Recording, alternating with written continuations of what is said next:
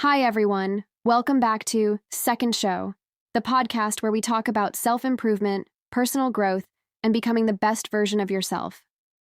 I'm your host, Sarah, and today I'm thrilled to have Sophia back on the show.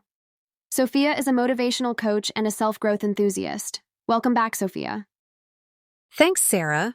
It's great to be here again. This topic is one of my favorites, so I'm excited for this chat. Same here. Becoming the best version of yourself sounds so inspiring, but it can also feel a bit overwhelming. Let's start by unpacking what it really means. What does being your best self mean to you? To me, being your best self isn't about perfection. It's about progress. It's about showing up every day as someone who is a little more in tune with their values, goals, and potential. It's not about comparing yourself to others, but being better than who you were yesterday.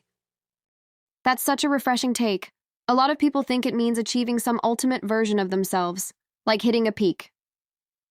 Exactly. But life isn't a straight line. There's no peak version that you stay at forever. Being your best self is a dynamic, evolving process. I love that. Okay, let's break it down. What are the key areas we need to work on to become our best selves? Great question. I think there are a few pillars: mindset, physical health, relationships, career, and purpose. Let's start with mindset. Oh, mindset is huge. I've personally found that when my mindset is in the right place, everything else seems to fall into place. How do you work on mindset? For me, it starts with self-awareness.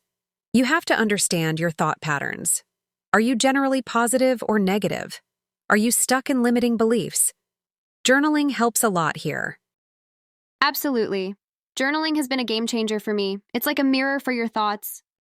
Exactly. Once you're aware of your thoughts, you can challenge them. For instance, if you think, "I'm not good enough to get that promotion," ask yourself, "Is this really true? What evidence do I have?" That's so powerful. I also find that practicing gratitude can shift your mindset. When you focus on what's going well, it changes how you see everything. Yes. Gratitude rewires your brain to notice the positives. And let's not forget affirmations. They might feel cheesy at first, but saying positive things about yourself can really change your internal dialogue. So true. Okay, let's move on to physical health. How important is that in becoming your best self? Oh, it's essential. Your body is the vehicle that carries you through life. If you're not taking care of it, everything else becomes harder. I'm not saying you need to be a fitness model, but regular movement, proper nutrition, and good sleep are non-negotiable. Sleep is such an underrated part of self-improvement. People glorify hustle culture, but if you're sleep deprived, you're not functioning at your best. 100%. Sleep affects your mood, energy, and even your decision-making. And let's not forget hydration. Something as simple as drinking enough water can make a huge difference. Totally. And when it comes to exercise, I think people overcomplicate it. You don't need to hit the gym for 2 hours a day. Even a 20-minute walk can do wonders. Exactly. Find what works for you. Maybe it's yoga, dancing, or hiking. The key is consistency. Let's talk about relationships. How do they factor into becoming your best self? Relationships are everything. The people you surround yourself with either lift you up or drag you down. If you want to grow, you need to be around people who inspire and support you. That's so true. But what if you're in a toxic relationship? That's tough, but necessary to address. You have to set boundaries and sometimes make the hard decision to walk away. Surround yourself with people who align with your values and who genuinely want the best for you. It's hard, but so worth it. Okay, next pillar, career. How does that tie into self-growth? Your career should align with your purpose and values. It doesn't mean you have to love every second of your job, but it should feel meaningful. If you're stuck in a job that drains you, it's time to reassess. But what if you're not in a position to leave? Great question. In that case, find purpose outside of work. Maybe it's volunteering, starting a side project, or learning a new skill. Also, focus on the parts of your job that you do enjoy. That's great advice. And speaking of purpose, let's dive into that. How do you find your purpose?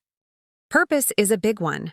I think it comes from a mix of what you're passionate about, what you're good at, and how you can contribute to the world. It's not always obvious, and it can change over time. That's so true. I think a lot of people feel pressure to have a grand purpose, but even small things can be meaningful. Exactly. Your purpose could be raising kind children, creating art, or just making people smile.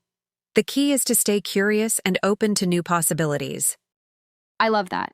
Before we wrap up, what's one actionable tip you'd give to someone who wants to start their journey to becoming their best self?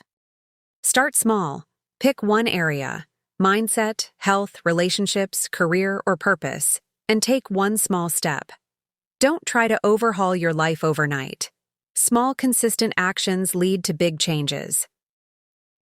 That's such a great reminder. Sophia, thank you so much for sharing your wisdom today. Thank you for having me, Sarah. This was such a fulfilling conversation.